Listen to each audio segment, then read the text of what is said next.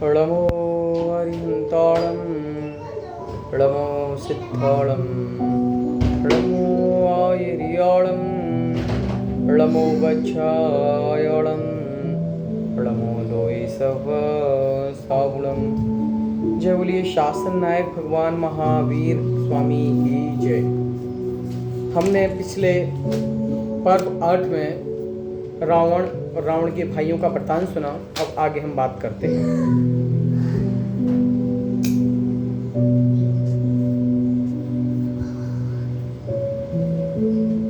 मन में चिंतन करता है जैसे पुष्प रहित वृक्ष, सींग टूटा हुआ बैल, बिना फूलों के या बिना कमल के कोई सरोवर उसकी शोभा नहीं है। उसी प्रकार एक सूर्यवीर की उसके पराक्रम के बिना शोभा नहीं होती है।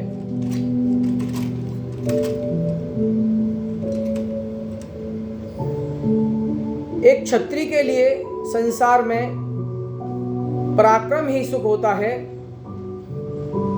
यही मेरे नहीं रहा, इसलिए अब संसार त्याग कर मुझे मुक्ति का मार्ग प्रशस्त करना है। संसार क्षणभंगुर है, संसार असार है। विषय संसार में सुख क्षण मात्र है। जितना आपका पुण्य है उतना आप संसार में सुख भोगेंगे, यह निश्चित है। कहा गया है पुण्य है तो आप सुख प्राप्त कर रहे हैं। जैसे ही आपका पुण्य क्षीण होगा तो जितने भी संसार के भोग हैं वो सब नष्ट हो जाएंगे। जो प्राणियों ने पूर्व भव में पुण्य किए थे उसका वो सुख भोग रहे हैं, और जो प्राणियों ने पूर्व भव में या पिछले पर्यायों में जो पाप किए थे उन्हें दुख भोगना पड़ेगा, यह निश्चित है। इसीलिए संसार में पुण्य और पाप की बदौलत सुख और दुख प्राप्त होता है, और संसार में अनादिकाल से यह जीव मरण जन्म पर्याप्त करता है और तमाम पर्यायों को धारण कर कर इस संसार में चतुर्गति के भ्रमण करता रहता है। इसीलिए हमें इन सब को केवल अपना आलंबन मानकर और इनका त्याग कर कर मोक्ष रूपी महल की ओर आगे बढ़ना चाहिए। जो लोग ज्ञानी होते हैं, समझजन होते हैं, समझदार होते हैं, वो क्रोध नहीं करते हैं, वो गुस्सा नहीं करते हैं। ज्ञानी मानव संसार के स्वरूप को नासवान जानते हैं। यह केकसी का पुत्र रावण मेरे कल्याण का कारण हुआ, मुझे ग्रस्त जीवन रूपी फांसी से छुड़ाया, और कुंभकर्ण मेरा मित्र संग्राम का कारण मेरे ज्ञान के निमित्त बना। ऐसा विचार कर वैश्रवण ने दिगंबर दीक्षा धारण कर किया और परम तप को प्राप्त कर उस परम पद मोक्ष पद को प्राप्त किया, और संसार के अनादिकाल के आना जाना जन्म मरण के छुटकारे से मुक्त हो गए। रावण कुल का अपमान धोकर सुख को प्राप्त हुआ। भाइयों ने रावण को राक्षस वंश का शिखर माना। वैष्णव की सवारी का पुष्पक नाम का विमान महामनोग रत्नों की मालाओं के अंकुर लगे, निर्मल कांति को धारण किया। महामुक्ता फल की झालरों से युक्त मानो अपने स्वामी के वियोग से अश्रुपाती कर रहा है। यह वैष्णव का हृदय रावण के लिए घाव से लाल हो रहा है। इंद्र नीलमणि जैसी प्रभा से युक्त रावण के मंदिर समान ऊंचा जो विमान, उसे रावण के सेवक रावण के समीप लाए। यह विमान आकाश का मंडन ही है। इस विमान को शत्रु का नाश कारण जान रावण ने ग्रहण किया और किसी का कुछ भी नहीं लिया। रावण के पास कोई भी कमी नहीं, अत्यंत बहुत सारी धन संपदा, रुपया पैसा आदि से परिपूर्ण है। अनेक प्रकार की विद्याएं हैं, अनेक प्रकार के विमान हैं, जिसमें कुछ तो ऐसे विमान हैं जिनके प्रति आप कहें तो बहुत कम होगा। उनके पिता रत्नश्रवा और रावण की मां केकसी और प्रधान सेनापति एवं भाई बेटों सहित सारे लोग उस पुष्पक नामक विमान में बैठ गए और सवारी करने लगे उस विमान की। पुष्पक के मध्य महाकमल वन है, वहां आप मंदोदरी आदि राज लोग सहित आकर विराजे। कैसा है रावण, अखंड है गति उनकी, अपनी इच्छा से आश्चर्यकारी आभूषण पहने, विद्याधर चंवर ढोरे, चंदनादि अनेक सुगंध शरीर पर लगा है, छत्र फिर रहे हैं, धनुष, त्रिशूल, तलवार, सेल आदि हथियार अपने पास में हैं, और ऐसे जो सेवकों से रहित महाशक्ति युक्त बड़े बड़े विद्याधर राजा सामंत, शत्रु के समूह को क्षय करने वाले, अपने गुणों से स्वामी के मन को हरने वाले, महावैभव से सुशोभित, 10 मुख, परम उदार, सूर्य जैसा तेज, पूर्व उपार्जित पुण्य का फल भोगते हुए दक्षिण समुद्र की तरफ लंका की ओर इंद्र जैसी बहुति सहित चले। भाई कुंभकर्ण आदि हाथी पर, विभीषण रथ पर चढ़े और अपने मित्रों सहित महाविभूति से मंडित रावण के पीछे चले। राजा में मंदोदरी के पिता दैत्य जाति विद्याधरों के अधिपति भाइयों सहित अनेक सामंतों से युक्त तथा मारीच, अंबर, विद्युतवर्ज, वजोधर, बुद्धवर्जाकुचुर, रोनर, शारन, सुने, सुक इत्यादि मंत्रियों सहित अनेक वैभव से मंडित महाविद्याधर के राजा रावण के साथ चले। कोई शेर पर था, कोई अष्टापद रथ पर था, कोई वन में था, कोई पर्वत पर था। समुद्र की शोभा देखते हुए पृथ्वी पर विहार किया और समस्त दक्षिण दिशा की ओर बढ़े। एक दिन रावण अपने दादा सुमाली से पूछा, हे दादा, हे प्रभु, इस पर्वत के मस्तक पर सरोवर नहीं है, फिर भी कमलों का वन कैसे फल फूल रहा है? यह आश्चर्य नहीं है क्या? और कमलों का वन चंचल होता है और निश्चल है। इस प्रकार उसने अपने दादा सुमाली से पूछा। रावण ने इस प्रकार सुमाली से पूछा। सुमाली ने कहा, उन्होंने मंत्र पढ़ा, नमः सिद्धेभ्यः, और कहा, हे पोते, हे पुत्र, हे रावण, यह कमलों का वन नहीं, इस पर्वत के शिखर पर पद्म रागमणि के चैत्यालय हरिशेन चक्रवर्ती ने बनवाए हैं। उनके ऊपर ध्वजाएं फैल रही हैं, अनेक प्रकार के तोरणों से शोभित हैं। कैसा है हरिशेन? महासज्जन, पुरुषोत्तम, उनके गुणों का वर्णन नहीं कर सकते। हे पुत्र, तुम नीचे उतरकर पवित्र मन से नमस्कार करो। तब रावण के जीव ने उन जिन मंदिरों को नमस्कार किया और आश्चर्य को प्राप्त हुआ और सुमाली से श्री हरिशेन चक्रवर्ती का चरित्र के बारे में पूछा।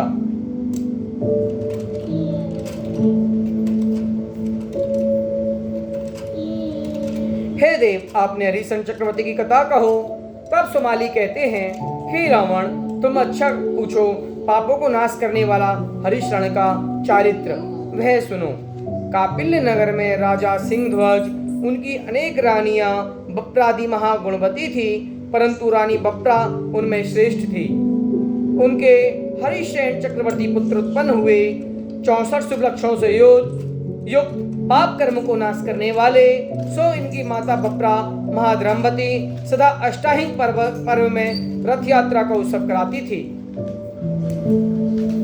सो इनकी सौत रानी महालक्ष्मी सौभाग्यमान से कहती थी, पहले हमारा ब्रह्मरथ नगर में भ्रमण करेगा, बाद में आपका रथ निकलेगा।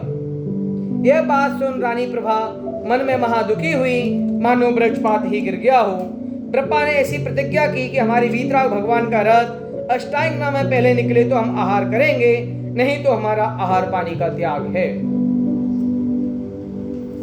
ऐसा कहकर सर्व कार्य छोड़कर शोक से मुरझा गया, आंखों में आंसू बह गए। तब माता को देखकर हरिशेन ने कहा, हे माता, अब तक आपने स्वप्न मात में भी रुदन नहीं किया, अब यह अमंगल कार्य क्यों करती हो? तब माता ने पूरा वृतांत कहा और सुनकर हरिशयन ने मन में सोचा कि क्या करूं।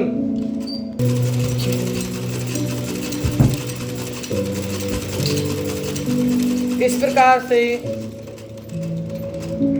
उसने कहा कि आप इस तरह से रुदन नहीं करें। हरिशयन ने सोचा, एक और पिता, एक और माता, मैं तो बीच में संकट में फंस गया, किसकी बात सुनूं, किसकी बात नहीं सुनूं। माता को रोकते देखते ही मेरे मन में हृदय द्रवित हो उठता है और वहीं पिता की बात सुनकर मेरा मन भी कुपित हो उठता है। ऐसा विचार कर उदास होकर हरिसेन घर से निकलकर जंगल में चले गए। वहां मीठे फलों का भोजन करते, झरनों का पानी पीते, निर्भय होकर विहार करते और इस सुंदर रूप को देखकर वन में जो निर्दयी पशु थे वो भी शांत भाव को धारण करते। ऐसे जीव किसको प्यारे न लगे। वहां वन में भी जब माता का रुदन याद आता था तब उनको ऐसा दुख उत्पन्न होता था मानो ये वन की सुंदरता का सब सुख भूल रहे हैं।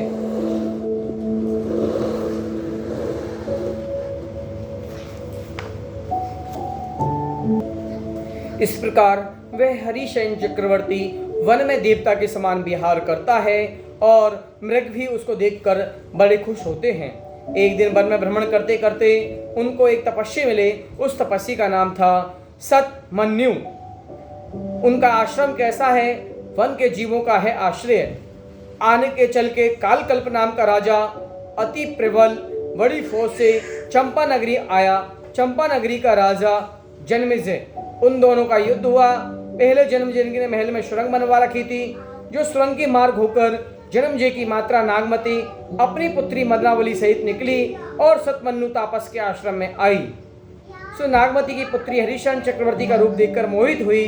तब उसको व्याकुल देख नागमती ने कहा, हे पुत्री, तू सुन, मुनिराज ने पहले ही कहा था कि यह कन्या चक्रवर्ती की रत्नी होगी।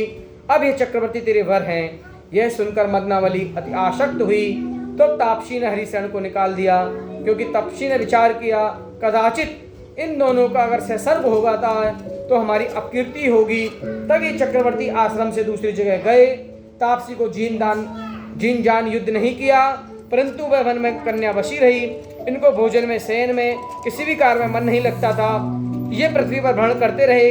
गांवों में, नगरों में, वन में, उपवन में, लताओं के मंडन में कहीं भी चैन नहीं। कमलों के वन दावानल समान दिखते थे। चंद्रमा की किरण ब्रज की सुई समान लगती थी। पुष्पों की सुगंध नहीं स्वादी थी। चित्त में ऐसा चिंतन करते, जो यह स्त्री रत्न प्राप्त करूं तो मैं जाकर माता पिता का शोक संताप दूर करूं। यह चिंतन करते हुए अनेक देशों में भ्रमण करते सिंधु नंदन नगर के समीप आए। कैसे हैं हरिशयन? महाबलवान, अति तेजस्वी। वहां नगर के बाहर अनेक स्त्रियां क्रीड़ा करने आई थी। उसी समय वहां एक अंजनगिरी ना समान हाथी मत जराता हुआ स्त्रियों के समीप आया। महावत ने कहा, हाथी मेरे बस में नहीं है, तुम शीघ्र ही भाग जाओ। तब वे स्त्री हरिशयन की शरण में आई। हरिशयन परम दयालु महायोद्धा थे। वे स्त्रियों को पीछे करके अपने हाथी के सम्मुख आए और मन में सोचा कि वहां तो तापसी दीन थे, इसीलिए मैंने युद्ध नहीं किया।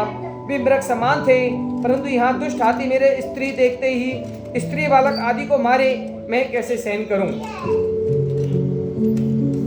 यह क्षत्रियों का धर्म नहीं, यह हाथी इन स्त्रियों को पीड़ा दे रहा है। तब आपने महावत को कठोर शब्दों में कहा कि हाथी को यहाँ से दूर कर। तब महावत ने कहा, तू बड़ा ढीठ है, हाथी को मनुष्य जानता है। हाथी स्वयं ही मस्त हो रहा है, तेरी मौत आई है अथवा दुष्ट ग्रह लगा है। ये हाथी मेरे बस में नहीं है, तू यहाँ से जल्दी भाग जा। तब हरिशयन हंसे और स्त्रियों को तो पीछे कर आप ऊपर को उछलकर हाथी के दांतों पर पैर रखकर कुंभ स्थल पर चढ़ गए और हाथी से बहुत क्रीड़ा की। कैसे हैं हरिशयन? कमाल समान है नेत्रोदार, वक्ष स्थल दिग्गजों के कुंभ स्थल समान है, कंधे जिनके। यह वृतांत सुनकर लोग सब देखने को आए। राजा ने महल में जाकर देखा तो आश्चर्य को प्राप्त हुआ। अपने परिवार के लोगों को भेज हरिशयन को बुलाया। यह हाथी पर चढ़ नगर में आए। नगर के नर नारी सब उनको देख मोहित हुए। क्षण मात्र में हाथी को निर्मत किया और अपने रूप से सबका मन झरते हुए नगर में आए। राजा की 100 कन्याओं से विवाह किया। सब लोक में हरिशयन की कथा प्रसिद्ध हुई।